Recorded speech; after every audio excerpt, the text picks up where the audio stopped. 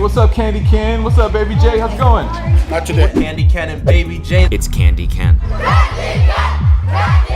Welcome to the Candy Ken Show. Today we'll be running slime.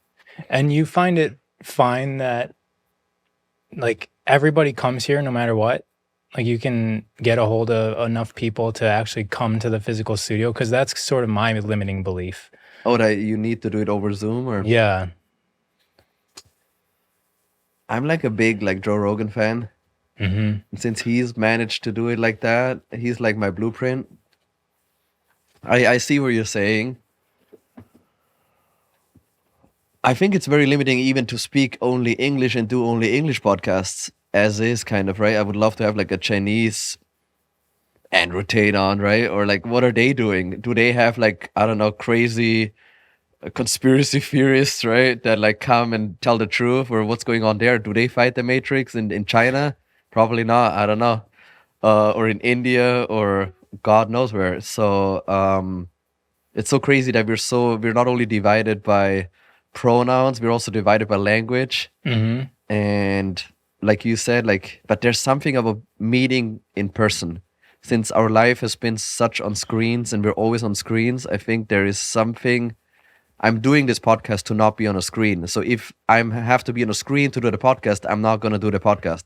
Since we only shoot TikToks and we live our lives always on a phone, the whole reason why I want to do a podcast is to be away from the screen.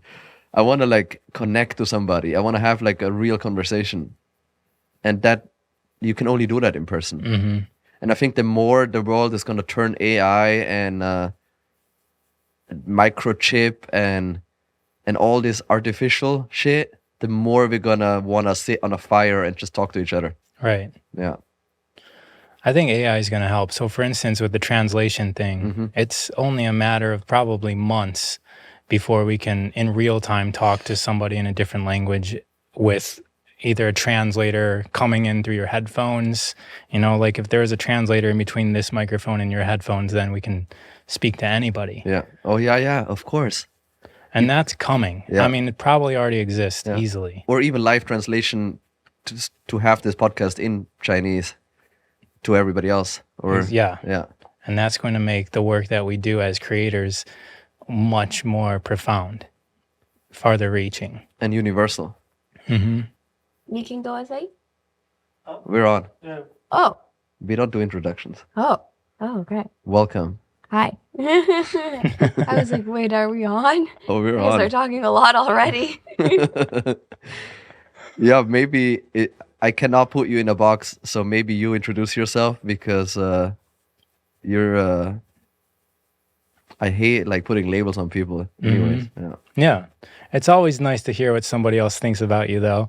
But my name is Raw Earth, and my mission is to help other people or support other people to bring alignment to their greatest version of themselves. Because with the alignment of the greatest version of ourselves, we start living in each other's dream worlds as opposed to manifesting nightmares. So for me, it's all about mindset, emotional control and stability, and the actions that we take. And so I do a lot of that online and in my business as well. Maybe I really want to hear the turning point. It's always interesting because you obviously weren't born with this mindset, right? To heal the world, to tap into your potential. Maybe you tell me what that day was like, or how that turning period was happening to you, where you were like, there is more to the world than what I thought. Mm-hmm. Yeah, it actually did start when I was pretty young. I started realizing, so I used to tell my brothers and sisters that I was psychic because I started knowing the words that were going to come out of people's mouths when I was interacting with them. And come to find out through a series of other experiences, I started realizing that it wasn't that I was pre-sensing things. I figured out that I was creating them. And so I started doing that when I was younger because I started being like deviant. I would knock over garbage cans with my bicycle and then immediately fall on my face. And I started putting together, if I had negative intentions, then negative things would happen to me. Another thing is I watched that movie Stand By Me, and there's a scene where they're going through and they're hitting mailboxes with a baseball bat. And I had hockey sticks. So I had my friend hanging out in my truck, and he was the plan was for him to hit the mailboxes with his hockey stick. And he ended up just like bashing the side of my truck over and over. He kept on missing the mailboxes. And so I was like, man, every time one time I had this weird idea, right? I'm talking about like 12 years old. All of us peed in a bottle, like all of us male kids peed in a bottle. And then the plan was to go open up a mailbox and put the pee inside the mailbox. And as I was doing that, I was spraying the pee in the mailbox. The pee just splashed into the mailbox and splashed all over me. And so it's almost like exactly what I'm intending happens to me. And so then I started doing experiments. Can I actually create things, besides negative? Can I create the positive? And so one time I was on a hockey team. One year we lost every single game but one. And then the next year, I believe I was it was in college actually. I just was like, well, what if I wrote down that we're going to win nationals this year? Like there was no way that based on last year's record that we would win nationals. So I was like, maybe if I write it down, we are going to win nationals this year. And then that year, that was the beginning of the season. That year, we won every single game and lost one and won nationals. And so after college, when it came time to create a career, I was like, well, I'm going to move to California. I'm going to create a gym. Came here, opened up a gym, and I started realizing that intention is very powerful, and maybe even more powerful than us trying to manipulate the physical world, because everything physical as it is right now has already manifested. And there's an origin place for all of this physical matter, and that's in the unmanifested. And we get access to the unmanifested through things like our mind, and we can get access to the unmanifested through things like meditation as well. And when I first moved to LA, I met a lady, and she was an energy healer to A-list celebrities, people every single person in the world knows. And she also did a class once a week that nobody ever showed up to. So it would be just me and her and maybe a couple other people. And we were doing these weird techniques, chanting and holding our arms in these weird positions. And I didn't really know what it was. But during that time, I went from being a personal trainer to opening up my first gym in a 10,000 square foot place in downtown LA. And so that was my dream. That's why I moved to LA. And so I manifested that. And I kind of got away from the practice that she was having me do, which I didn't really know what it was. And I started competing in CrossFit and very quickly got injured. So I've got 6 tears in my shoulder labrums, 3 on each side. I've got a dead nerve in my right leg. So my right quadricep doesn't work, which is very important in CrossFit. I got a dead nerve in my right scapula down in my right arm. My neck's all messed up, my feet are messed up. And so very quickly in the CrossFit, I quit training because it hurt to train. So I thought I was done competing. Well, a year would go by and I wouldn't pick up a barbell. I wouldn't do a single burpee. And then the CrossFit Open would come about and I would qualify for regionals, which means I'm in like the top 1% of 1% of people in the world. And I would start asking myself, like, how is this possible? I didn't work out for 10 months. How is it possible that I'm still getting to regionals? And so one year that happened. And then the next year that happened. And then the next year that happened. And it was very weird for me because I own gyms. And I thought that when you own a gym, I'm making people stronger, faster, healthier as a result of them working out. But here I am not working out, and I'm stronger, faster, healthier than every single member of my gym and most every single member of all other gyms in the entire state of California. And so I really had to ask myself, like, what's going on? Like, is like, what's going on? Like, what is this magic? And so that was one of the main turning points. And I'm getting back to your question, was how I was able to express physical power on a physical playing field when I wasn't training physically. And I started discovering intention, which is access to what's called the ether. And then I also started discovering the power of the sun through light, and then earthing, water, breath work, and air. And I started realizing that cultures all over the world have been talking about these elements forever. Earth, air, water, fire, or I call it light, and ether. And so that's where my interest is now, and how can we align ourselves to the external elements at the base level. There's a lot of things going on around us, but all of this is made from a combination of light, air, earth, water, and ether, which is the map of it all. And we are as well. So being in alignment to the elements externally, and then all of the internal elements of ourself, is how we can access power and create and manifest. So we are here to manifest. Like, that's why we're called man. We're manifesting beings. And when we die, it's the end of the creation phase here. So we come here, we create, and then we go somewhere else. Man, Wow, that's awesome. I always ask myself that when I go to CrossFit. There's people in there every day. They work out just like me. You would think they put in the work, but they don't look like me, or they don't look particularly fit. And then even when you go to the CrossFit Games, there's guys, they're not huge. I would expect them to be like predators, like freaking cyborgs, like craziness with what they're able to perform. And then I always, like, what you said is really interesting, because I always wondered, like, is it the pain that you can take, or is it that you have this power source that maybe some people cannot access, or is it a combination out of both, where you're very aligned with pain, but also you have this crazy power source, and that you can get to regionals without training is seems impossible.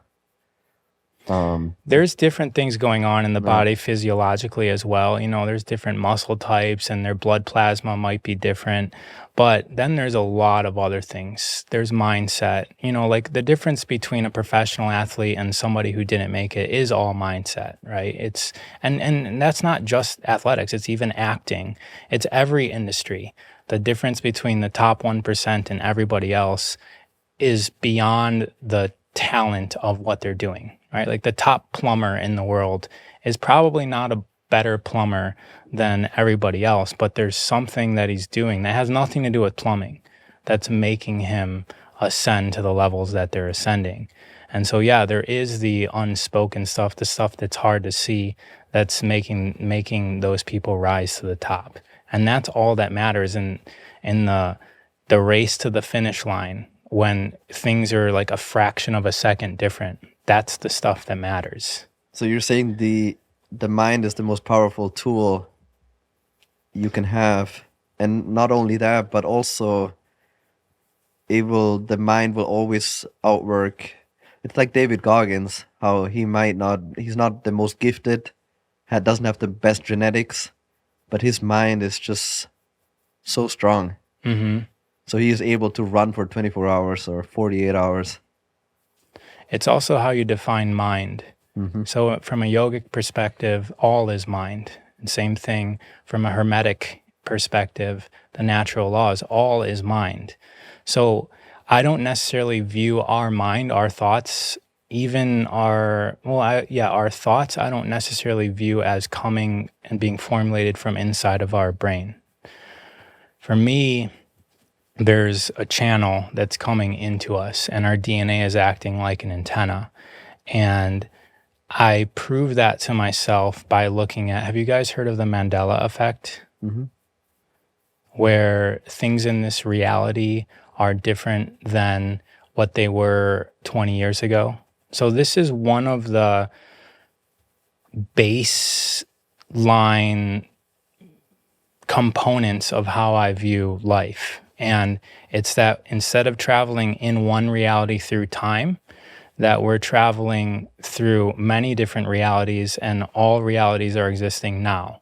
So when you were 8 years old, Jocelyn, when you were 7 years old, that's existing now in another reality. It's not a past, it's just another reality. And we can see this because things are different in this current reality than 20 years ago for me. I'm 40, so things might be more close to how it was when you guys were 20 than it was for me being 20. But if I were to say the movie line, and if you guys were to fill in the blank, so fill in the blank in this. Blank, I am your father. What goes in the blank? Darth Vader says, blank, I am your father. Do you know what would go in that blank? What is it? What do you mean, Darth Vader? When Darth Vader at the end of The Empire Strikes Back, there's that movie, right? And Luke and him are talking, and then Darth Vader says something, I am your father. What did he say there? I can't recall. No? No. USA? Son? Luke? Luke, I am your father. It's like one of the most famous lines ever. What about this one? Okay. Snow White. These are my childhood. It might not be your guys' childhood, but Snow White, there's like fill in the blank. Blank mirror on the wall. Mirror on right. the wall. Mirror on the wall. Right. So those two lines are wrong in this reality. In this reality, Darth Vader doesn't say, Luke, I am your father. He says, no, I am your father. And if you look up any Snow White video, if you go find a VHS in your grandma's drawer, translated into any language, it doesn't say mirror on the wall in this reality. It says magic mirror on the wall. So there's a whole bunch of things different in this reality than the reality that we were in 20, 30 years ago. Queen, so I played hockey. There's a song that got played after we won every single tournament or got second place. We would have to listen to it. And it's We Are the Champions. And did you play sports? Did you play sports? I did. Do you? All right. So at the very, very end of the song, it's like, we are the champions. Dun dun. And then something gets said. So this is what I remember. We are the champions, dun dun, of the world. And so that was kind of just like burned into my psyche because I've listened to it literally 50, 60, 70 times after tournaments. I played hockey since I was 3 years old. I listened to that song so much, and that was kind of like the thing that would make you feel really good after you just won a 5-game hockey tournament. In this reality, that of the world doesn't exist. You look up any Queen album, this lyric is gone. It's wiped out of this reality. And are you guys familiar with this concept? There's like hundreds of examples of this. No. I've never heard of this. Mm-mm. All right. Oscar Mayer Wiener, So who's changing that? Mm-hmm. we're in a different reality. So you're saying So what there's I multiple... So me like me when I was 21. Mhm. That's another reality. Yes. But can you access that or you cannot access that? Or why do I have mirror on the wall In your memories. in my memories? So there's people watching right now that just think that we all remember it wrong. Okay. Mhm. Which is impossible. Like I know that, I mean, maybe it's not impossible, but the reason why we're talking about this is because where does the mind exist? Because if reality, we'll stay on the Mandela effect and we'll come back to the mind. But there's tons of different examples. There's tons. When you guys start looking at, did you guys play Monopoly? Yeah. There's the guy with the suit, and he had like a monocle over his eye, right? Yes, That yes. monocle doesn't exist. Like, it doesn't exist. If you guys have a phone and look up Monopoly Man, it's just the same guy without the thing on his eye. So how do you remember? The mind is not here? It's in So- every reality or... So what I'm saying is that physical reality changes. And if physical reality changes, and then if the mind was within the structure of our brain, then our mind would also change as well. Our memories would change to match the new physical reality. But because I can clearly see the difference between that physical reality and this physical reality here and now, that the mind must be external of the physical reality. It must be somewhere else that transcends time and space, and that somewhere else has access to all realities. It's being essentially downloaded or uploaded into us. And so back to mindset, giving So us there's mistakes. you can call them mistakes, but if you're aware, you are just realizing that reality is shifting. And every moment, so every time I snap my fingers, that's a different reality. And each reality has a different projected past and future, because past and future, scientifically speaking, linear time is an illusion. Yeah. And same thing yogically in Eastern philosophy speaking, it's called Maya. This is an illusion. And so every moment of reality, it's like a different slide, has a different projected past and future that don't exist. The actual past that we went through is in a different reality that we traveled through a while ago. Now the whole cool thing about this is, how do we steer through realities? And that's where things like mindset, intention come to be. That's where manifestation, we create it. Whoa. I can keep going. Is that the same concept? I want to go back to when you were saying about psychic, because I always feel like I always say that I'm psychic, because sometimes I say like, this is gonna happen, and then it always happens. Mm-hmm. And you're like, how did you know? You always say this to me, like, how did you know that was gonna happen, or like, why? And I always do that. I always find myself doing that. So it's like, I'm manifesting that to happen, right? Like, I already thought about it, so I'm like putting it out there. So for me, the way that so if we take that slide, like a slide deck of realities, my gnosis on this is that you're getting your intention with the future reality. That's what intention means. You're actually, out of the infinite possible realities, your intention with one of them. So it's pulling on you. And what you're sensing is that signal, that pull. And then you saying, hey, this is going to happen, is more, you're putting more tension, you're putting more pull on that reality. And then you start aligning your thoughts and your emotions to that. And then you get pulled into that reality. The reverse would be if you were just like ignoring that, like, no, that's not going to happen, that can't happen. Then you release tension, and then you go towards the reality that isn't going to happen. Yeah.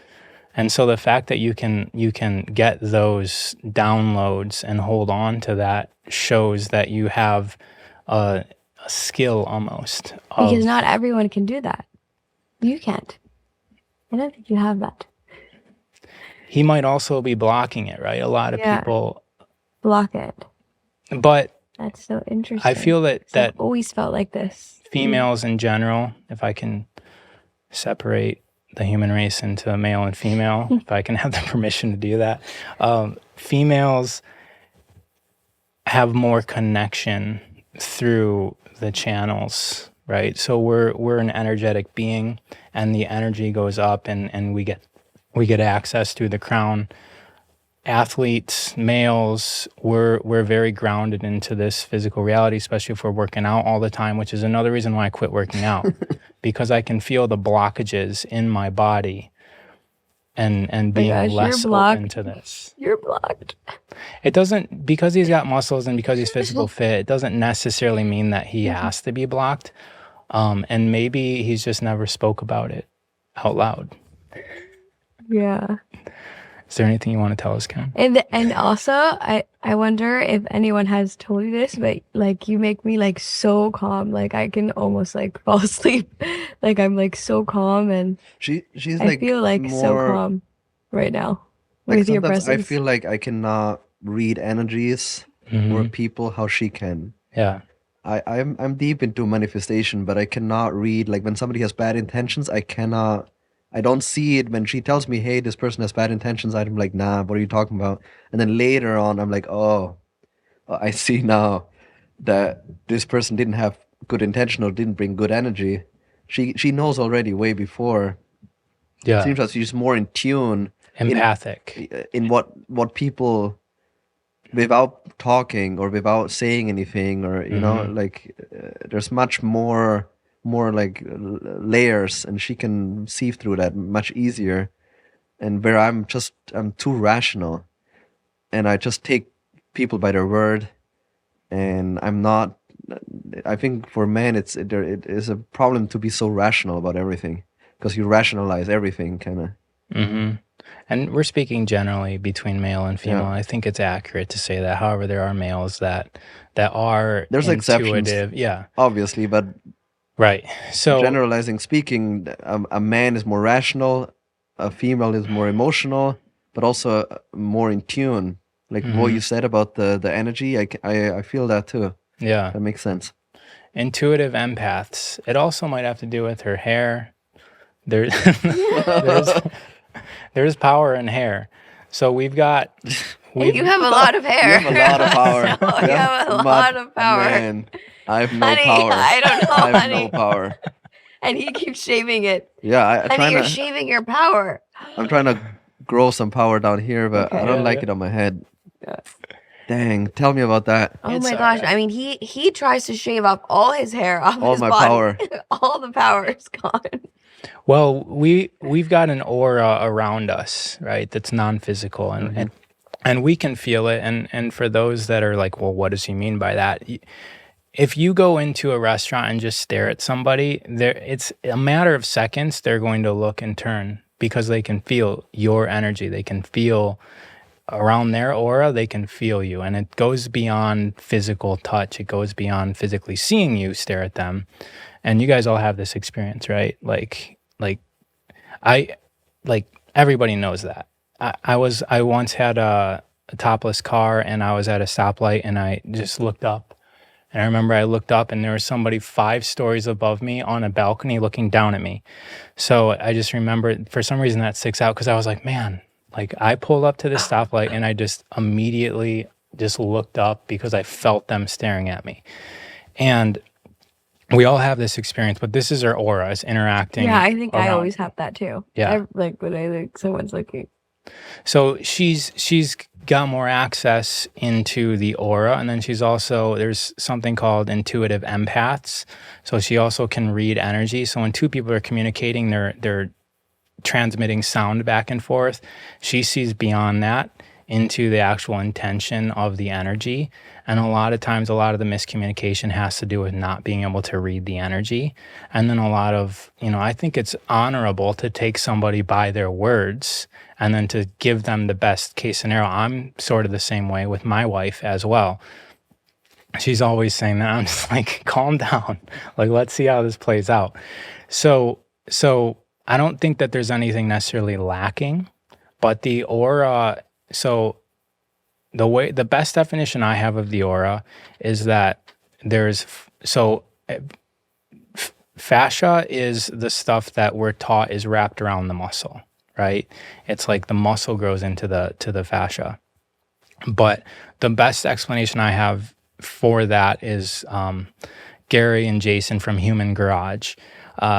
They say that fascia spirals and that we as organisms grow into the fascia. And then there's a lot of people that say the fascia is what transmits light through the body. So we're biophotonic beings, and it's being transmitted through the fascia. And the fascia in the base level in the beginning of the spiral is where the bone grows into, and then it goes out, and then the muscles grow into that, and then it goes out, and then the skin and the hair is what the fascia is, and then it goes non-physical into the aura. And so if we've got blockages in our physical body, it's going to block our sensation into our non-physical body. But we're all born with different levels of this. And some of us are, in our warrior stage of life, and there's really no need to Not saying that warriors don't need access to the non-physical realms, but the focus could be different. You guys are obviously fulfilling different roles here on the planet and in your family right now. So it's good that you have different capabilities. So when we started, I asked that tipping point, and you said as a kid you were already tapping into manifestation. But when was this point where you like grew out your hair and you like really changed your life from like maybe a more And started eating organs. yeah, Organs was a long or stop time working ago. out and Yeah. So like the holistic life I've got the answer for you. and the normal life, like generalizing, you know? Yeah. So that's kind of always been there. But when I owned gyms, it was very much like about the physical nature of reality. And then one time I was talking to a friend and we were discussing something. And I remember I came to the realization that the only identity that I have for myself is of an athlete. It's the only thing that I can identify as. And I got curious because I started playing hockey when I was 3, and basically it was a decision between pro hockey or move to California and open a gym. I moved to California and opened a gym, and I basically became a professional CrossFit athlete immediately. And here I am at 35 years old thinking, wow, I don't know who I am anymore. Or I don't know who I am beyond being an athlete. And that question, like that one conversation that prompted me to ask that question, it completely opened my life to other possibilities of self. And so that was the turning point when I was like, shortly after that, I unloaded my gyms, and I just decided to live purely off manifestation. Like, is it possible for me I was single at the time, is it possible for me to still attract females if I don't have money, I don't have a career, I don't have a house? Like, is it still possible for me to eat an Air One 2 or 3 times a day if I don't have money? Is it still possible for me to live in a house at the top of the Hollywood Hills if I don't have money? And I started finding out that I can not just manifest winning a CrossFit competition, I can manifest anything in life different from the program where you're taught to like grind and work and make money. There's other ways to create than the regular program. And so it was really just seeing that I identify as an athlete and I don't know what else I am. That was the point. So who do you identify as now? So what I feel is self-evolution is the evolution of the concept of self. So expanding the concept of self to all. Like when you have realized the allness of yourself, then you're essentially ascended to, and I want to say this carefully, and I'm not saying I'm there, but you've ascended to like the Godhead, right? Like the all-seeing eye, like you are everything. And so going in that direction, you start to expand your concept of self to your environment. Like everything around me is happening for my experience. I'm not just a random cog in the machine that is a victim to the scenario, but all of this is for me. All right, so that's an example of seeing everything around me, seeing every person as a vital interaction, them to me and me to them. And so now, instead of just looking at myself as just like a one individual person on the planet, I start viewing myself into my environment, into the relationships that I have, and eventually into the world and into the universe. And that's the direction I'm sort of heading right now, is expanding the concept of self. And then also with your injuries, you see that as an experience that has to happen to you? Well, I might not have been able to identify the ability or the realization that I'm talking about if I didn't have those injuries. I also view my injuries as a bit of balance, karmic balance, because when I played hockey, all I cared about was hurting other people. That was like my favorite part of the game. The athletic trainer would come into the locker room and would give me a list of this person tore their shoulder, this person hurt their knee, and it was all because of me. And I would crave hurting the other team. That was my role. I was a fighter and I was a bruiser, and that was my job, is to make the other team afraid of everybody on my team. And so there's a lot of injury that I gave out. And so for me, it just makes perfect sense. And I'm in acceptance of my body that's broken down now, because that's the balance of it all. So you believe in yin and yang. Do you believe in being reborn? And Reincarnation. Reincarnation? And let's explain reincarnation.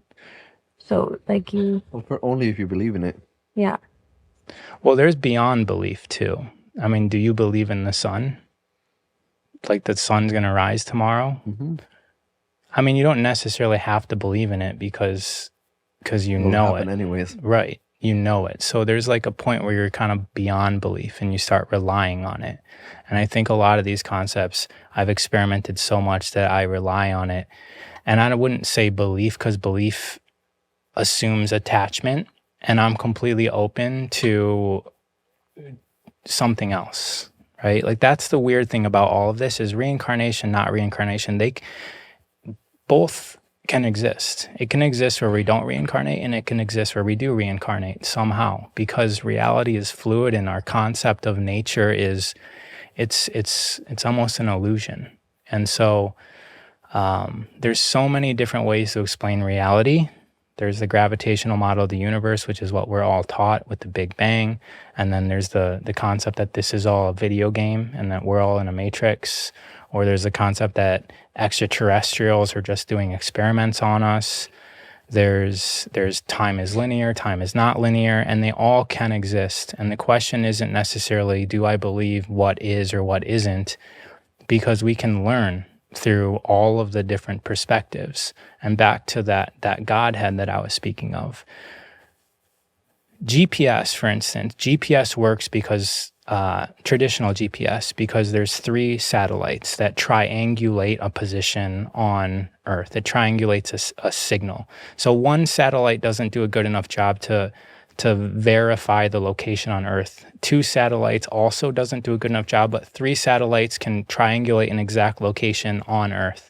I view our perspective as the same way. The more perspectives that we have, the better that we can triangulate or perceive what really matters. And it's not necessarily dependent on what is or what isn't. Like, is reincarnation a thing or isn't it?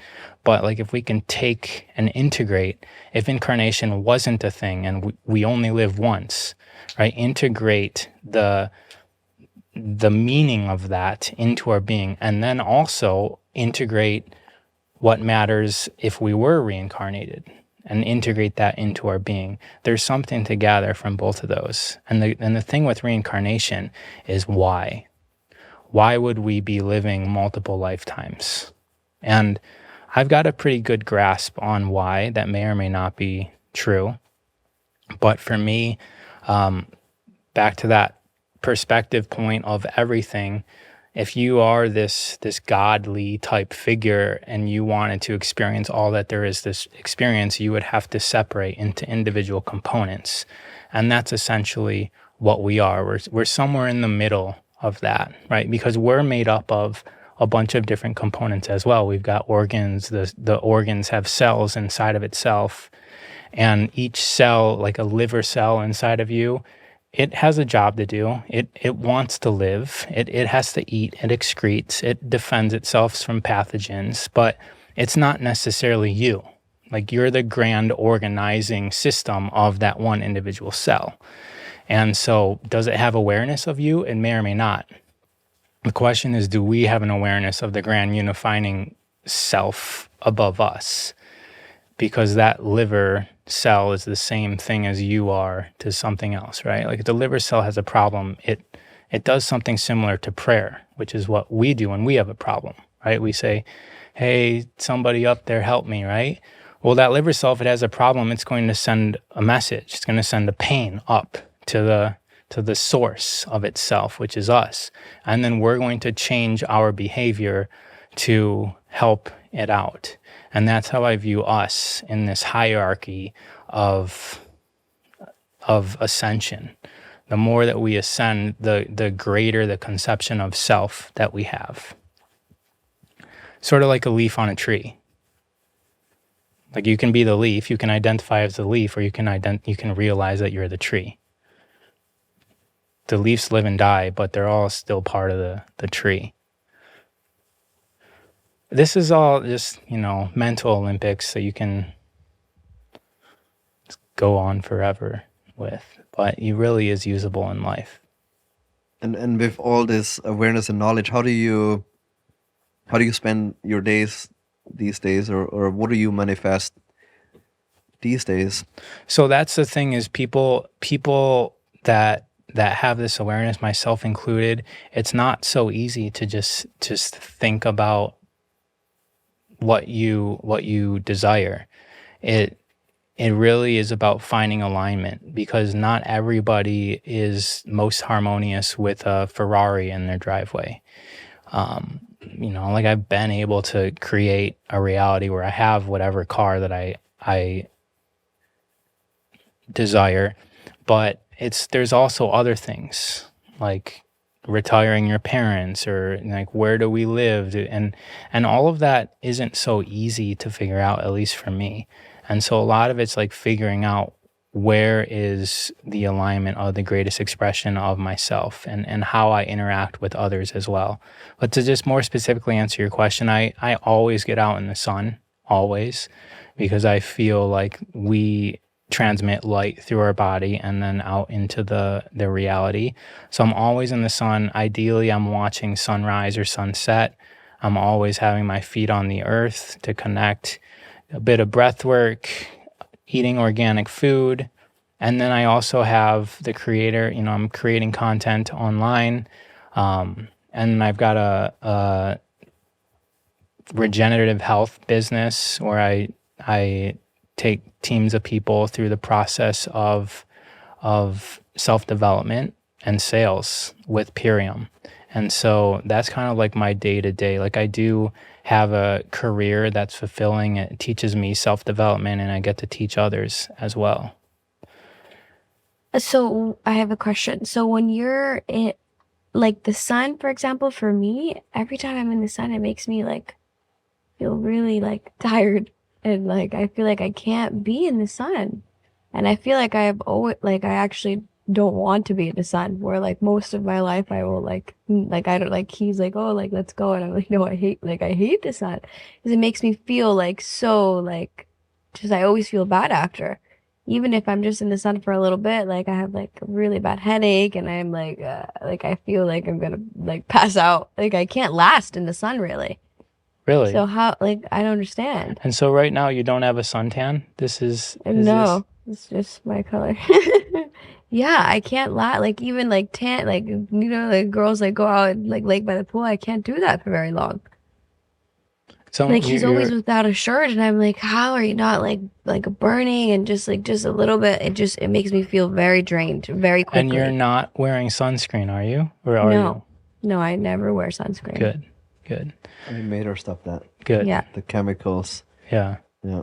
And it just blocks out the whole spectrum. So, I mean... So what do you think that means? I don't have a good answer for you. It sounds like you're allergic to the sun. I mean, that sucks, because sun is like everything, right? No, but maybe you have a wrong approach. There's a difference. Like when I go... But I don't lay in the sun for 2 hours like an idiot on on a freaking tourist beach, right? Mm-hmm. I think the key is what you're saying is like just the morning sun, yeah, the sunset, the sunrise. You don't have to go at lunchtime where it is straight above you, and even then, like a couple minutes will give you that vitamin D, which is also very good. But I don't know why you have that. Yeah, because I hate shirts, and I always try to expose myself. Mm-hmm. Yeah, I mean, Ken has a point. If you're not getting sun and then you decide to go out for an hour or two to tan with your friends, then you're taking on too much. It's too much. So maybe that's it. Since I don't get it, so in a balanced when I am in the sun. I'm like, Yeah, it is going to it's like you're plugging yourself into the light and it's overcharging you. yeah, And so you can just start with a few Little like bit. moments, or like Ken's saying, in the morning, or like away from the time period of like 10 a.m. right. to 2. That's where the sun's above you. And if you look at animals, they're not necessarily roaming around at high noon. Yeah, They're underneath the trees, they're in the shade, but they are out in the morning and the evening. Not only that, also when you put on sunglasses Oh or yeah. when you put on sunscreen, your body gets confused and it is not ready to take in the sunlight. You need to be very pure. You need to have your shoes off. Your body needs to know I am outside now. I'm not inside. When you think your body still thinks he's inside, but there's this huge light shining on you, but you have your sunglasses on and your shoes on, maybe your body's just very confused and like yeah. That's definitely true. yeah. I asked you Yeah, about I also sunscreen, think I but wear socks way too much because, like, yeah, I never plastic ones too. I'm never barefoot, and I'm always in shoes. Yeah. Actually, I ordered my first pair of flip flops because I was like, No, I'm done with barefoot is this. key. I Yeah. know. Sun is key. When I go to my doctor and he tells me to not go in the sun, I'm like, I need a new doctor, please. Seriously. Yeah. Do you see doctors? No. Do you? I don't even know, like, if you were to say go to your doctor, I don't have one of those. I don't have an assigned person. Yeah. It's pretty much just the emergency room if something happens for me. However, I'm getting 40 and I'm wondering about, like, should I do a blood test? Should I, because you never know, like maybe something's off, and then I can fix that with diet pretty much. But the sun, I asked you about sunscreen, but sunglasses will definitely do the same thing. Ken's perfectly, like, that's correct. Your body thinks it's inside and then it's being blasted. Yeah. That's how you develop cancer and all this other stuff. It was so funny because in my hometown, we always had these like old guys, grandpas who are always in the sun and they never have skin cancer or anything. They're always blasting, but they are doing it very natural. And yeah. I think So some of is the, there sunscreens though that are good or no? I mean, What do you it's say? good for today's standards because we can only see what we know is going to be the negative side effect. So the bad thing about sunscreen, besides the chemicals, how it's horrible for your skin microbiome and the environment, is that it's blocking a certain spectrum of light that makes you burn. Like, that's the whole point of sunscreen, is that you don't burn. Yeah. But you putting on sunscreen so that you can artificially be out in the sun for 5 hours, the sun's still getting through. And a lot of the radiation that isn't responsible for you burning still goes and damages your Your skin. cells. So there's really nothing No, because think they about say it, like think about it. reef free or I like have a good sunscreen for you. It's called Shade A tree, yeah. or a tree. This is the number one sunscreen is a tree. so just- because everyone wears sunscreen. I mean, I Yeah, see kids at everybody's the park also and obese. the moms are like, bro, like they But- keep it on too, like a huge layer, and they don't even like rub it. It's just like a huge layer. If I gave you something that would like blocks the pain of your hand when you put it on, like if you put it in a fire, but I give you a cream that blocks the pain, and putting your hand in the fire it's not good for you. Like, the pain of a burn is what signals you to get out of the sun. So sunscreen blocks that, and people stay in the sun, and that is why they get sun cancer, because they're blocking the signal to get out of the sun. And there is radiation that is going through the skin, and it's damaging the deep layers beyond where it would be burning. It's damaging like the very deep layers in the skin. That makes sense. And whatever you put it on, I mean, that goes in too. That as well. It's baking it in. No, and if you can tell when you really think about it that it can't be good for you. This like white layer, and then who makes you be in the sun longer that you're supposed to. It makes no sense. Nowhere it makes any sense. Just Yeah. be in the sun for a couple minutes and then get out. Yeah. Yeah. And But- like this whole concept of clothing even and washing the it's crazy. clothes. There's an app. There's an app that you can like scan things and it tells you like exactly like how fucked up it is for you. Have you ever? Oh, nice. Yeah, No, It's really because cool. Your, Like the your products? brother, yeah, all You products. can scan I remember, anything, and it tells you all the which cancers. is really and- good. I won't say The the side name just effects. yet because I want them to sponsor us. Yeah. But Nice. I remember because his brother was like, he came out and he had like layers and layers of sunscreen, and I was And like, it's just oh all my god. natural. It's like the Your- best, very his expensive. mom got it from Europe, and Yeah. it's like the best shit you can get. I was like, yeah, right. I'm gonna fuck you right now. And then I scanned it, and it was like 0 out of 100, and it had like it's like actually banned in Europe because it causes like fertility and issues Yeah, and that's- like everything. And he like couldn't believe his mind because like they sell it everywhere, and it's supposedly like super expensive and like just like top notch. It was crazy. And then we started like scanning everything in our house, and then you Nice. get in the And loop. there's so but- much stuff. Yeah, but it's crazy. Cleaning products, I think, is something that a lot of people should be paying attention to, especially if you're walking around your house barefoot. You don't want to be cleaning your floors with acid and chemicals Yeah. because your feet are made to take in the earth. And I'm getting hair everywhere. And yeah, clean your floors with natural stuff or just water and vinegar. Water and vinegar. Yeah. Well, not only that, also the hand sanitation and the whole washing your hands That couldn't be good for me, huh? nonstop. Oh, you do that? I used Am I to. picking that up? I used to. Some people are germaphobes, but you want to think about like, what if I was what if I was like this 300 years ago before this stuff existed? What would I Yeah. do then? You know, you might have, I'm much better now. I'm more aware, but I was, really. Yeah. How do you navigate your life? Because it seems like these systems are built to harm you. There's so much misinformation, and it all comes down at the end to somebody else profiting of harming you. When you look into food, pharmaceuticals, schools, it all comes down to somebody else making profit and not really benefiting, or like it always harms you somehow. They always put something in that is cheaper, or something that is just like cheaper for them, but like more harming for you. Where do you get your information, or how do you navigate yourself through life, or how do you choose what to eat and all those? yeah. So first is that I give them the blessing to be able to take advantage of me because they've positioned themselves in a place where that's what their agenda is, and everybody has a right to an agenda, including myself. And so I can maneuver around what, basically their predatory tactics.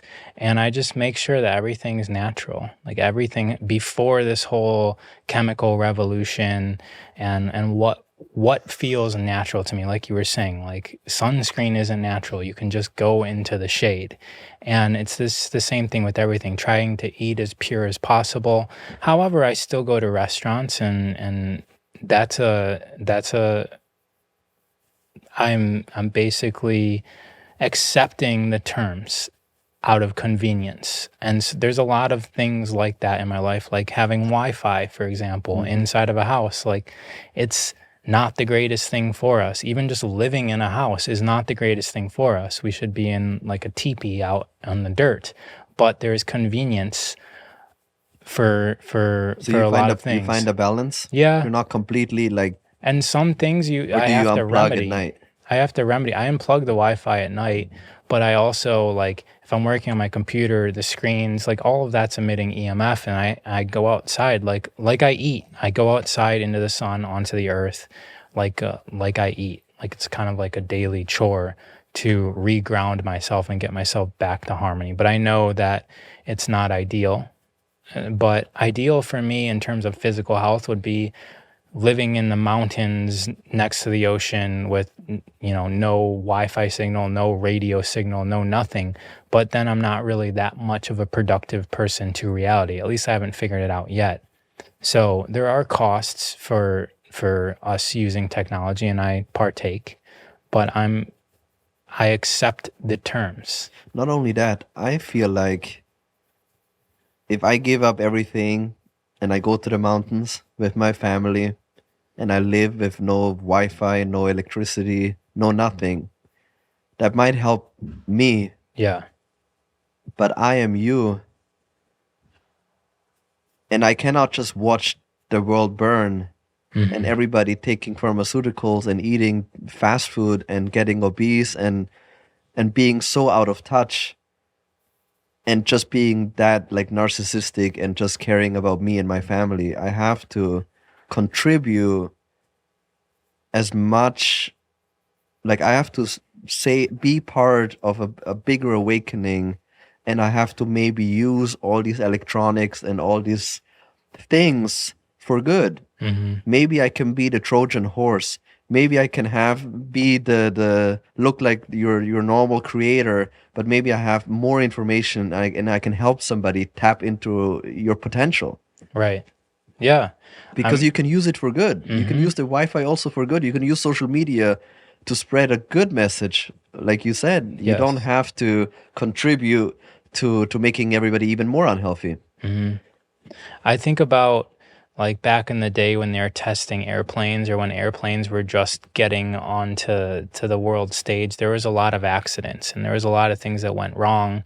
There was smoking on the plane, and that generation of people had to deal with the unintended consequence of that new technology, and a lot of people died. Now we don't really have to deal so much with the negative impacts of airplanes. I mean, there's still problems with it, especially with EMF on an airplane. But now we're kind of like the generation that's new to all of this advancement in technology, and we're sort of like the guinea pigs that get to be the ones that get the negative and the unintended consequences of this new technology. And hopefully it gets figured out in the next 10 to 20 years so that our children's generation or our grandchildren's generation doesn't have to deal with this stuff that we deal with here and now, and they're going to have their own sort of progressive problems to deal with. But this is where we're at, and this is being a human in 2023. So you said with manifestation you can manifest anything, right? When you said the house on the hills, eating at Erewhon with no money. It's Can you explain to me how you okay. So manifest? Like, do you write it down? How do you put your mind? Do you constantly have to manifest, or Like how does it repeat it work? daily, because I hear that too. Like wake up and repeat it daily. Like, say it 3 Affirmation. times. yeah. So for me, it's a knowing that we are all manifesting in every single moment, and we only have so much capacity to put into steering the manifestation, but essentially aligning the mind, the thoughts, the emotions, and the actions towards the intended reality. And that's how you pull attention on that reality and bring it into manifested being. And that's not so easy to do. So for instance, intending on, let's say, more money in the bank account. There's a lot of stuff in the thought process that one must overcome, because we have our current thought process is tuned towards our current bank account, and to tune it to plus, like, let's say 10xing that, tuning to that 10x, we don't know what that mindset is. So then that takes finding that mindset. You might have to make friends with somebody who has 10x, learn how they think, and then start adapting those traits. In that process, you start to feel differently. So remember I said attuning your mind, your emotions, and your actions. So does it feel good for you to be in that state? And that takes a bit of jostling around with your internal self to make sure that your feelings are in alignment. And then you have the actions. Are you taking actions to match the 10x of your bank account? And a lot of that is not just like you just put it, like manifesting whatever or everything is what you said, anything is what you said. It's not so simple to just snap your fingers. It is a bit of tuning your thoughts, your emotions, and your actions to the states of being that you're traveling towards.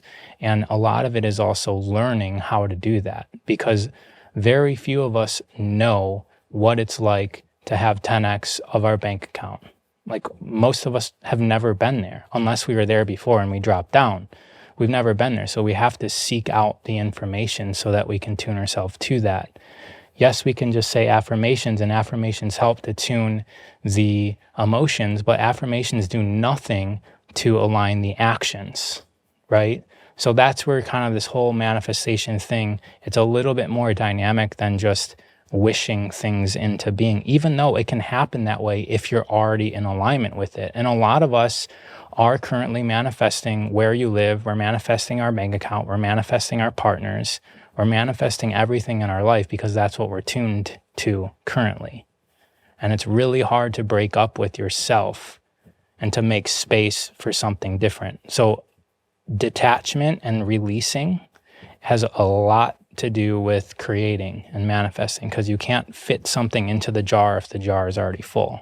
That's the problem I have with family members, because I want them to stop being detached to what they think, who they are, or their manifestations of themselves at this point of view. Because as long as they hold on to what they think they're capable of, what they think they could achieve, or who they are, they hold on to it so tight, like my brother as an example, that he cannot align or even start manifesting something else, because they hold on. They cannot detach. They need to let go. I think that's also the whole thing with it's so hard for humans to stop detaching with things. It's really hard. And Ideas, religion, bank accounts. I think I saw it on Joe Rogan, that's also the problem with homelessness. It's not that you can't go there and give them the money and a job and everything. In their head, in their mind, they think they're not worth of a better life, or they are so detached to being homeless, attached to being homeless, that they cannot let go of that. And even if you change their environment 100%, it changes nothing about who they think they are. And they think they're not worth of having a job and a family and a loving partner and a success career and all that. right. And in my career, I met somebody very early on who told me that, like, back in the days, I wanted to be a celebrity so bad. And he always said, you have to be the celebrity before everybody else can, like, you already have to act like it, or see it, or live it, that person, before you can become it, kind of. So and I've done that with many things, like with physique, with following. Like, I already see it, and I already, in my mind, it is already in existence before it is happening. Exactly. Yeah. Yeah, you're aligned. You can see yourself already driving that car, and then before you know it, you actually sit in it, and you cannot believe that is happening. And it really works like that. I've seen it many times. We've experienced it many times, even with having a baby or a family. If you are so aligned with this idea of having a family, everything falls into place, and you will take action almost naturally. Yeah. Sometimes I feel like I don't even have I can't, like, once you manifest, the actions almost happen by itself before you have this inner resistance. But once you're aligned with what you want to achieve, you take the actions effortless. It flows. It's the going to the gym, not the being in the gym. Once you're in the gym, the lifting the weight is easy. It's because you're already there and you're already aligned. The gym is a good example. That's a good metaphor. Shouldn't the hardest part be lifting the weight? No. The weight that's the best part. It's Yeah. it's getting yourself into that position, which means aligning yourself with I am an athlete, I have a six pack, I am not lazy, I am actually focused, and I am pure. Once you align yourself with this, like I have an athlete mind, the lifting the weight is the easiest part of it, Right. which should be the hardest part. It's actually the easiest, and so it is with everything. I feel like then letting things fall into place is the easy part. It's really aligning it, which is really difficult, or even letting go of I am lazy, I am weak. Once you let go of that, that's the hard part. I feel like That was perfect. Yeah. It's you're because aligned. people think, and it irritates me so much. My brother thinks he's weak. He thinks he is lazy, and he acts lazy. He yawns. He does like all this fuckery. He like wastes his time on YouTube and like watches Nice. movies, and like every movement is weak and in pain. And I feel like you gotta let go of all of that. It's so hard to, and it seems like you can only align yourself sometimes. I cannot align somebody. No, you can't. As much as I force him to be aligned, to get like a warrior mind, you can only be that. You need to be the warrior in your mind first before you can become the warrior, kind of. Yeah. You can't, that's the saying, you can't want it more than he can, or that he, more than he does. And there's even teachings that say that if you try to force somebody out of their comfort zone, that you're doing them a disservice, because they're not going to be ready. Even if he does go down the path with you, he ultimately may fail deeper than where he is right now. He could fall deeper than he is right Every now, time. because he doesn't have the capacity to be there. He's sort of being pulled up. And sometimes that's good, but trust somebody to be who they are, and then, help the people or support the people that come to you. But you just explained that very well. Same thing with like winning. It's not crossing the finish line that makes the athlete the winner. It's the 15 years of being an athlete, waking up at 5 a.m. and going to the gym every single day. Like, that's what makes the winner.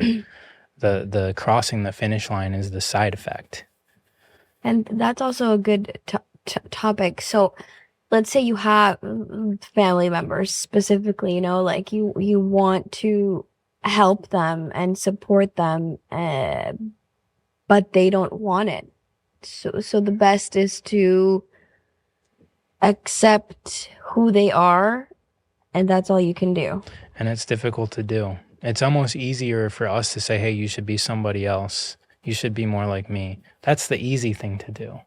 And from a sort of enlightened standpoint, accepting who they are is actually the more difficult lesson for ourselves. For us.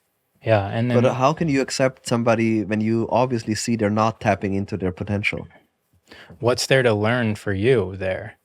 Like the thing is, everybody's a perfect piece of the puzzle that we have here.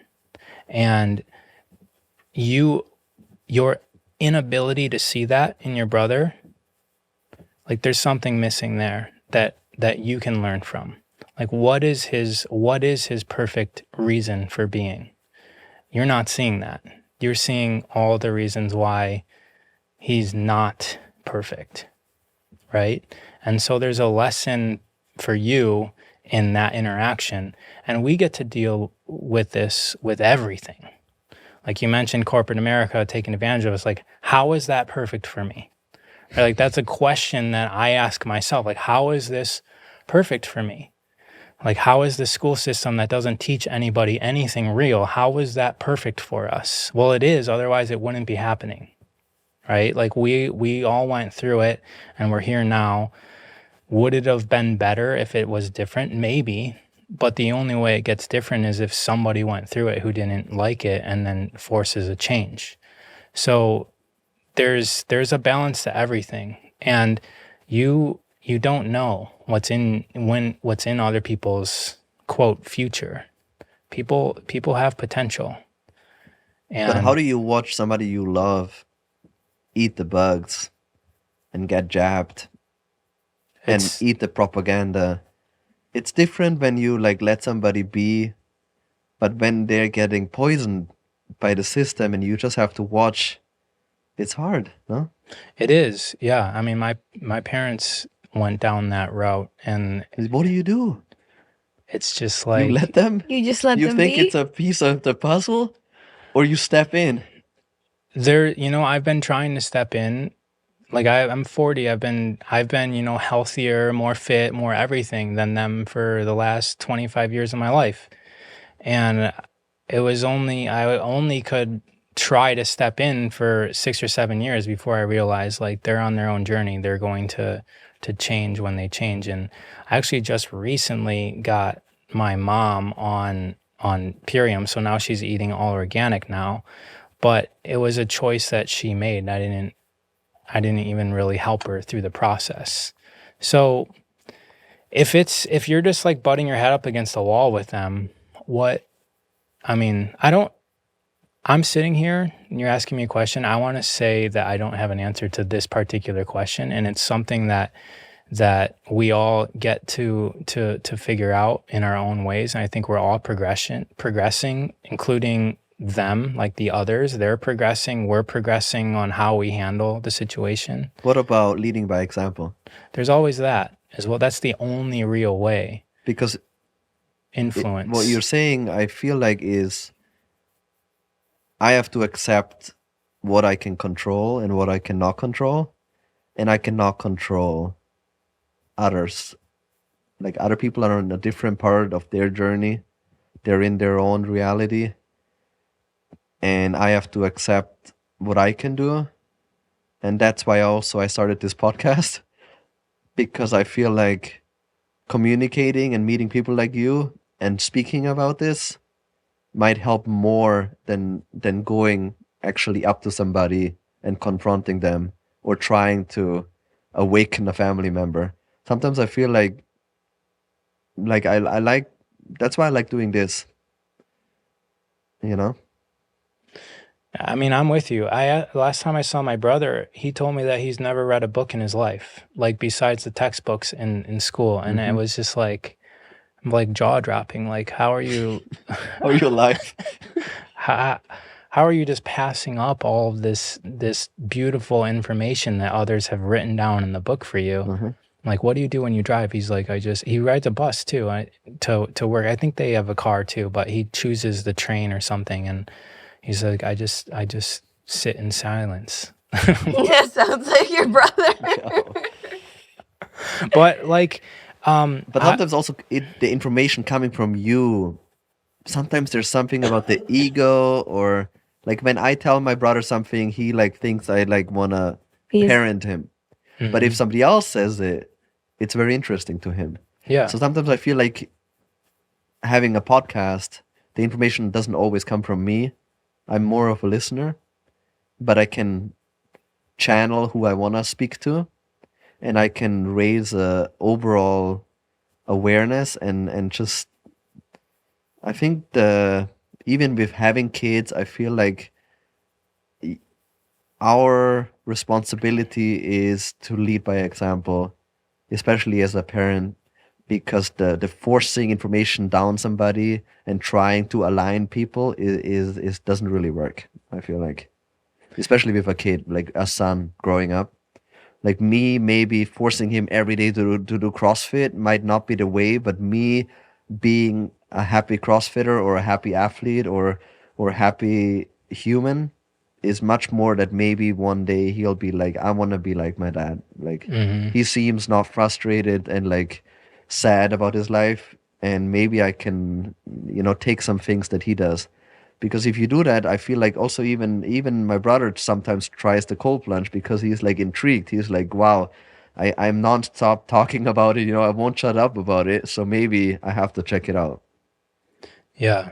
And when you if you've looked at the levels of consciousness as like where like shame is the very lowest vibrationally speaking in terms of emotions, and then you've got like anger is even above shame, and then pride, and then you start getting to like acceptance and love.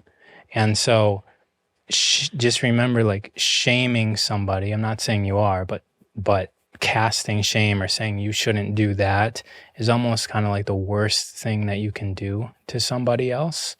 And acceptance, love, like how can you lovingly lift somebody up? Only one level. Like that's the thing as a teacher, because I've taught my entire life, is that if you're speaking to somebody at a level 8 but they're a level 2, they're not going to hear you at all. So you almost have to come down, and this is also like sales as well. You want to come down and meet them where they are, and maybe help him with his video games.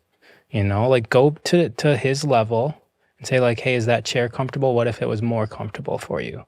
And now you lift him up one level. So instead of like trying to get him to go outside and dig his feet in the earth and cover his feet with earth and like get him to chant mantras outside on top of a mountain, you just like fix his posture of his video game. You just go up one level. Yeah. And that's another, There's a lot of tactic. patience for that. So like it's the forklift effect. You want to go to where they are and just lift up one level. And that's all just making you a better influencer if you can do that with more variety of people. So coming back, what do you manifesto right now? Like, what do you want? What do I desire? So What do right you now desire? the path is I've got these Because you seem like very in touch with what you eat, how you spend your days, the sun, the Yeah. earth. So what does somebody desire like you? So I made it's a good exercise. I have a bucket list. Like making a bucket list is really revealing. If you list down all the things you would like to do before you die, and then you look at that, and then you kind of rank them, and then you look at them. Some of them you can do now, and some of them you have to arrange your life a little bit to get them done. When I look at my bucket list, it has things on there like take my entire family on a vacation, or have grandchildren. Like there's things on there that have nothing to do with what I'm doing every single day. And that's the crazy thing about making the bucket list is like the things that really matter, you realize like, okay, a lot of my life kind of isn't in alignment to that. So right now I've got projects. I'm starting a new podcast as well. It's launching this month. So I've got a significant amount of energy towards that. And then also like creating like what you have here out of that, that's going to take a lot of power to do. And then everything else is more focused on like the family thing. I got married a year ago with my wife, and we're figuring out, do we want to stay in LA or do we leave? And a lot of my intentional choice has to do with that, like creating the land, the home. And because we've had amazing homes in LA, but I don't think we're satisfied with what we've had here so far. So we're in this limbo stage where we need to make a master plan over the next 3 to 5 years and then go through with that. So I'm dealing with the same things everybody else is dealing with, essentially. I feel. What I just said is probably pretty normal. What else is on your bucket list? That's it, or so definitely children. Yep. I feel like write a book was on there. It's been a few months and I don't have the greatest memory, and I'm attached to that story as well. But because I've said it to you a few times, I think I had on there like climb a mountain, like get to the top of like a really tall mountain. But I can't think of anything. It was stuff that was just like normal things. Yeah. Like the feeling of just like sitting on a porch watching a sunset, like overlooking your yard and not having the stress of like what I have to do tomorrow or what bills I have to pay or what projects I need to do or what people that's relying on me. All of that just being gone and just having moments where you're just being a human. And I feel like I've had that in different stages of my life. But now what goes on that list is that surrounding me in that level of comfort and satisfaction is like a wife and a family and grandkids. And that wasn't ever a thing up until just recently. So having the realization that like I'm thinking about lineage as opposed to how can I make my life more comfortable is it's a process that I'm going through. And then can you also tell me about your company? Purium? Mm-hmm. So For people Purium's that don't know. Purium's a superfood company, and we're into regenerative health. So we help people nourish, detoxify, and repair from the inside out. Glyphosate's a huge thing. Roundup, Monsanto is spraying our food with all sorts of chemicals, especially the ones that are herbicides. They kill the ground, they kill the organisms in the ground, they kill they're the pesticides, the pests is what I meant to say. And then it goes into your body and it destroys the internal bacteria of your body. And that's why a lot of people are sick. So if you ask yourself the question, like, how come my grandparents don't look like and aren't as sick as I am now, or as a society, it's because there wasn't a level of spray going on to our food. So our food is weaponized against us so that we're dumb and dull and obedient. And so if we can get those chemicals out of the body, then human beings are just more lively. And so my entire life is about helping people get more alignment with their greatest version of themselves. So yes, it does start with mindset. Yes, it does start with emotional control. It also starts with the food that we're eating. And what I learned from the gyms is that I could give anybody any diet and they're going to get healthier. I give somebody paleo, I give somebody vegan, I give somebody high carb, low carb, all different types over the 10 years that I owned the gyms, and everybody got healthier on all different types of diets. So it has a lot more to do with the intention of being a healthy person and also making sure that your diet's functional. Because exercise, there's weightlifting, there's bodybuilding, and then there's functional fitness. Functional fitness means that you know how to build a house. So you have the strength to hunt, to build a house, to be functional. So you look like somebody functional. A functional diet is a diet that supports the nourishment of the cells. It supports your body to detoxify the garbage, and it supports your body to repair itself. And that can be done with all sorts of different diets. You just need some critical components in your diet. And we've got packages that help people with those critical components so that they can essentially eat however they want, as long as they have this other stuff. Their diet's going to be functional. And that's where Purium comes in? Yeah. And is it like a powder, like greens? Right. Super, better than organic. Actually, the formulator, him and some other guys, helped even make that USDA organic food standard label. Yeah, it's some greens and some capsules every day, a couple times a day. And this is added on to you, whatever diet, like you said, like if you want to be vegan or if you want to eat meat. But if you have this greens, it will help your body. Yeah, and the thing is that I don't tell anybody to cut out anything. Mm-hmm. I say just take this. And what ends up happening is we've got an intelligence in us that's supposed to work to tell us what to eat and what not to eat. It's called the botanical senses.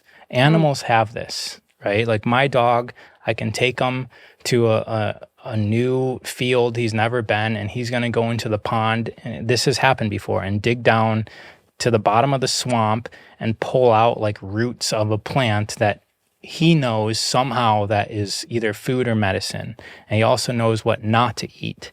And humans have that sense, but it's so dull because our guts don't work anymore. The brain connection from our gut to our brain is off. And so if we can get that turned on, then people will eventually stop drinking beer, stop drinking wine every single day, stop drinking 6 cups of coffee. All of that stuff will happen automatically. Stop eating fast food. So I don't have to tell anybody now what to eat or what not to eat. I just give them this stuff, and it helps change it. And we help chiropractors, like holistic health practitioners of all sorts who have clients that are asking them for diet plans, and nobody follows a diet plan. But if they had something they could take that could motivate them to eat healthier, then that's the way to help the world eat better. That's also, I think I have this sense that you're saying only when I'm pregnant, because I don't usually like. Yeah, you're I much more don't. intact with what Yeah, you said. yeah, I would say I don't really eat so much like vegetables and like greens, but every time I'm pregnant, I crave like a bowl of like tomatoes and like cucumber, and like I want this like citrus and juice and like greens, like I want it, but mostly only when I'm pregnant. Like if I wasn't pregnant, I don't know, it's dull, it's gone. Yeah. The baby is actually, its consciousness is influencing how you're thinking.